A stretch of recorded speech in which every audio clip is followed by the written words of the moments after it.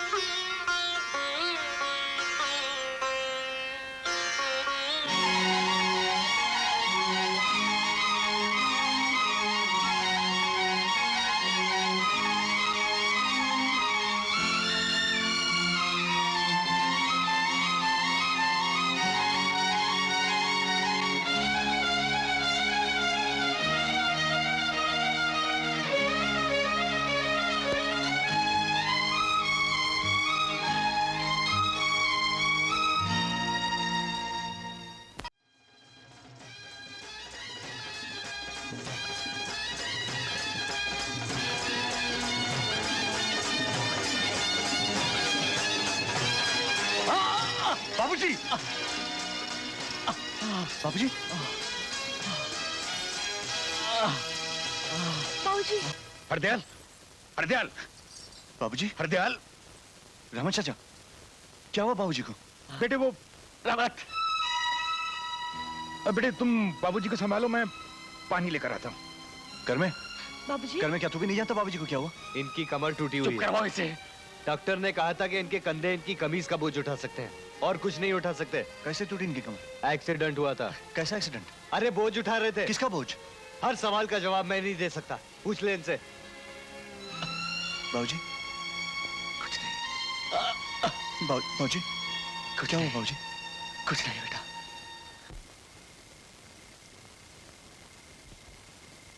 बेटे खाना खा लो। नहीं बाबूजी। बेटे इस तरह खाना नहीं छोड़ते, और फिर इतनी बड़ी बात नहीं है कि तू। बाबूजी मैंने कहा ना, मैं उस वक्त तक खाना नहीं खाऊंगा जब तक आप मुझे बता नहीं देते कि आपका एक्सीडेंट कैसे हुआ और क्यों हुआ। किसका बोझ उठाया था आपने बाबूजी? आप ये सब मुझसे क्यों छुपा रहे हैं? क्या मैं इस घर का कोई नहीं लगता? बेटे अगर तू इस घर का कोई नहीं लगता तो फिर घर भी किसी का नहीं। तो फिर आप बताते क्यों नहीं मुझे कि आपने किसकी मजदूरी की? देखिए बाबूजी, अगर आपने मुझे नहीं बताया तो मैं इस घर का पानी तक नहीं पीऊंगा। ये बात मुझसे शुरू हुई थी, लगता है मुझे ही खत्म करनी पड़ेगी। जब मैं कह चुका हूं कि मेरा तेरे साथ कोई रिश्ता नहीं, फिर तू कौन होता है इस घर के मामले में दखल देने वाला? ठीक है, तो मैं इस घर के दरवाजे के बाहर खड़ा होकर बता दूं सूरज भैया को कि ये घर जमीन के 12 फुट ऊपर ही नहीं बल्कि 24 फुट अंदर भी धंसा हुआ है। होश में आओ कर में।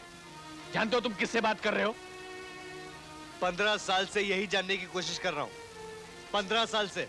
देख कर मैं देख, कहीं मुझे यकीन ना दिला देना कि मैं एक ही बेटे का बाप हूँ। इसे बोलने दीजिए बाबूजी। इसका भी इस घर में उतना ही अधिकार है जितना हम सबका है। कर में बोल, तुझे कोई नहीं रोकेगा।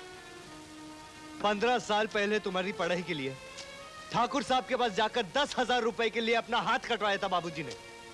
क्या ये बात झूठ है? पूछ इनसे, क्या मैं झूठ बोल रहा हूँ? हाँ, ये झूठ बोल रहा है। ये सच कह रहा है बाबूजी, मैं जानता हूं ये सच कह रहा है। क्योंकि जब भी मैंने आपसे पूछने की कोशिश की कि मेरी पढ़ाई की फीस कहां से आती है, आपने हमेशा मेरी बात को टाल दिया, हमेशा मेरी बात को टाल दिया। आज पता चला कि मेरी पढ़ाई की खातिर आपने ठाकुर साहब की मजदूरी की, उनका बोझ उठाया। ये कमर मेरी किताबों के भार से टूटी है बाबूजी। मैंने आपकी कमर तोड़ी है बाबूजी, मेरी पढ़ाई ने आपकी कमर तोड़ी है। जिस दिन तू पैदा हुआ था, बदनसीबी ने उसी दिन मेरे घर में पांव रखा था। और उसका पहला सबूत मुझे तब मिला जब तेरी माँ तुझे पैदा करते ही चल बसी थी। मैं नहीं जानता था कि मेरी वफादार बीवी मुझे तेरे रूप में इतना बड़ा धोखा देगी। मतलब मैं अपनी माँ का कातिल हूं? मैंने मार डाला उसे। अरे वो बच्चा जब पैदा होते वक्त ये नहीं जानता कि वो किस घर में पैदा हो रहा है। वो ये नहीं जानता कि उसकी माँ का नाम क्या है।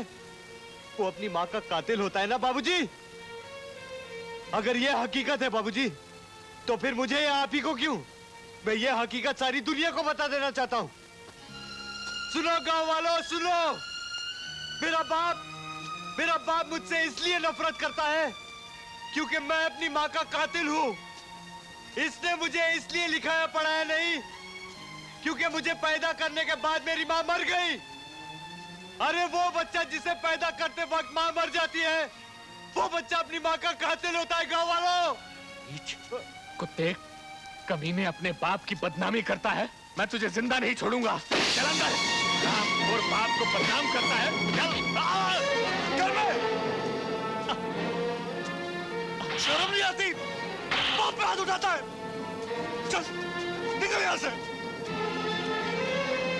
बाबूजी,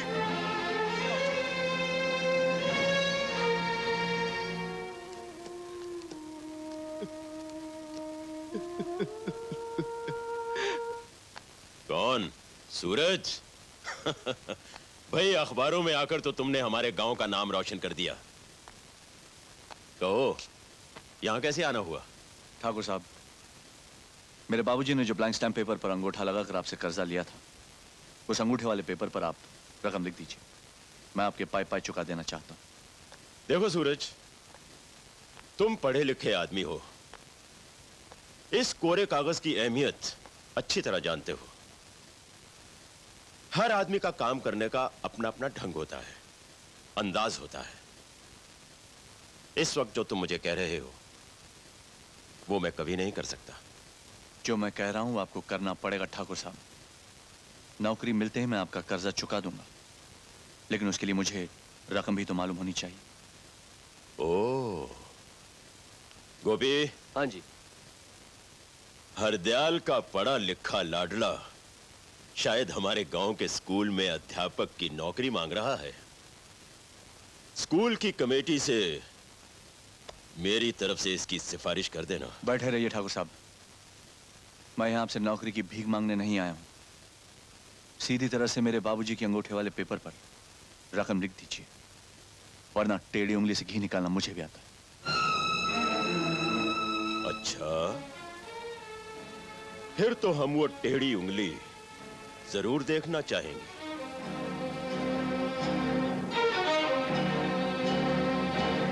15 साल से जिस बेईमानी से अनाज मंडी में भोले भाले किसानों का अनाज उड़ाते रहे हैं, उसे भी तो अपनी आंखों से देख लीजिए। यह है सरकारी 5 किलो का वजन,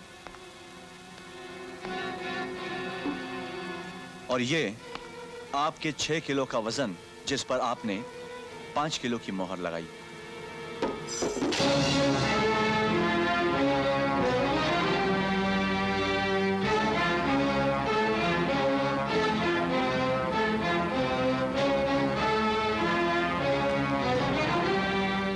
बरखुरदार, हम चवन्नी को हथौड़ा मार के अठन्नी बना देते हैं, और वही अठन्नी बाजार में 1 रुपए के भाव बिकती है। जानते हो क्यों? क्योंकि हथौड़ा मारने वाले हम हैं। अगर मेरा कानूनी हथौड़ा आपकी उस चौवन्नी पे पड़ जाए तो आपकी चौवन्नी आपको थाली जितनी बड़ी नजर आएगी। अगर मैं आपकी इस बेईमानी को शहर के अखबारों में छपवा दूं तो, और अगर मैं उस अखबार के दफ्तर में आग लगवा दूं तो इसका मतलब है आप कानून का हर दरवाजा बंद कर सकते हैं। हम तुम्हारी सांसें भी बंद कर सकते हैं। ऐसा हरगिज मत करना ठाकुर साहब। मैं यहां आपको दो बातें बताने आया हूं। पहली बात तो यह है कि अगर आपने ऐसा किया तो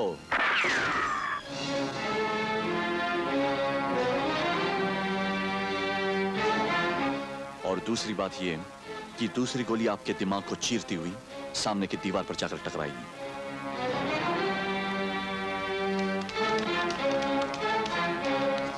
कह रहा हूं, किसी को कुछ ढूंढने की जरूरत नहीं है।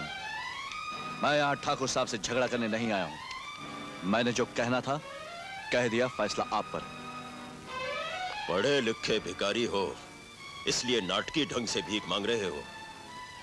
गोपी, जी साहब। हरदयाल के अंगूठे वाले कागज पर 1.5 लाख की रकम लिखकर उसके बेटे को दिखा दो। जी साहब।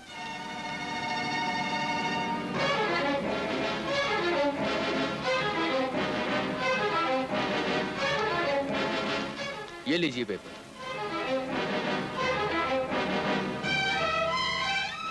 ठीक है ठाकुर साहब, नौकरी मिलते ही आपकी कर्जा अदायगी शुरू हो जाएगी और आज के बाद मेरे बाबूजी आपकी हवेली में कभी काम करने नहीं आएंगे।